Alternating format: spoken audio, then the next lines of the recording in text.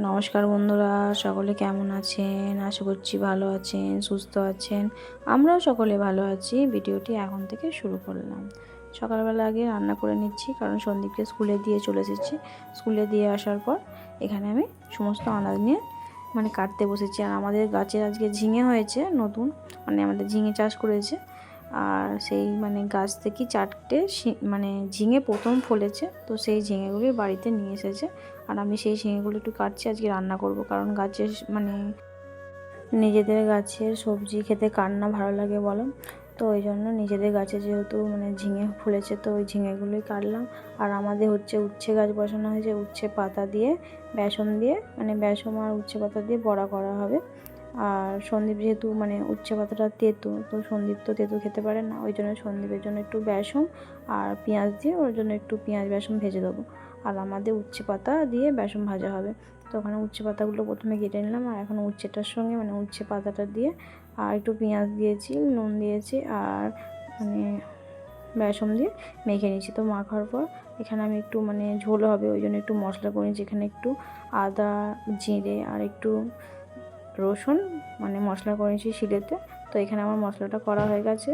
আর তোমার বেসনটা এখানে বেটে ফাটা হয়ে গেছে, ফেটে রেখে দিয়ে ভাতটা নামিয়ে রেখে এখানে কড়া বসিয়ে আর গাল গাল করে বেসনগুলো ভেজে নিচ্ছে। দেখুন প্রথমে পেঁয়াজে বেসনটা ভাজছি, কারণ তেঁতোটা ভাজলে তেলটা তেঁতো হয়ে গেলে সন্দীপ দিনে আবার খায়, ওই জন্য পেঁয়াজের বেসনটা আগে ভেজে নিয়েছি। তারপরে উচ্ছে পাতাটা বেসনটা পরে ভাজছি।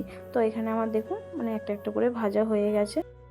এখানে আমার তো বেসনগুলো ভাজা হয়ে গেছে। তারপরে আলু, ঢ্যাঁড়স আর ঝিঙে কেটে রেখেছিলাম, তেলের মধ্যে 5 ফোড়ন দিয়ে ভাজতে দিয়ে দিয়েছি। আমি এখানে রান্না করছি আর একবার করে ঘড়িটা দেখছি যে কটা বাজে, কারণ সন্দীপকে স্কুলে দিয়ে এসেছি, ওকে আবার আনতে যেতে হবে। তো একটু তাড়াতাড়ি করে রান্না করতে হয়, কারণ সকালের দিকে না রান্না করলে না বেলাতে রান্না করতে ভালো লাগে না, রোদ হয়ে যায়। আবার সন্দীপকে নিয়ে আসতে 11টা বেজে যায়, আবার ও খায়, তারপরে ওকে চান করাতে অনেকটা সময় লাগে, ওই জন্যে রান্নাটা করেই যায়। তো তরকারিটা এখন আমার চাপানো হয়ে গেছে, তরকারিটা চাপিয়ে দিয়ে কলতলায় যে বাসনগুলো ছিল হাত দেখছি সময় আছে, তো ওই জন্য অনেকগুলো বাসন কিছুটা বাসন মেজে রাখছি। আর কড়াটা আর হাঁড়িটা এসে মাজবো পরে, কারণ হাঁড়ি কড়াটা মাজতে গেলে এখন হয়ে উঠবে না সময়, ওই জন্য বাসনগুলো অনেকটা হয়েছিল। আর ডামিতে জল ছিল, কলে জল দেয়নি, ডামিতে জল ছিল বলে বাসনগুলো আমি এখন ধুয়ে নিচ্ছি। আর তরকারিটা ওখানে উনানে হচ্ছে। তো এখানে আমার বাসনগুলো ধোয়া হয়ে গেছে, ধুয়ে রেখে এসে দেখছি নাকি আলুগুলো সিদ্ধ হয়ে গেছে। তো সিদ্ধ হয়ে যাওয়ার পর তরকারিটা নামিয়ে নিলাম। এবার তরকারিটা নামিয়ে নেওয়ার পর উনশালটা ভালো করে নিখে নিচ্ছি। তো ভিডিওটা এখানেই শেষ করলাম, দেখা হচ্ছে পরের একটি ভিডিওটা ভালো লাগলে লাইক করবেন একটা।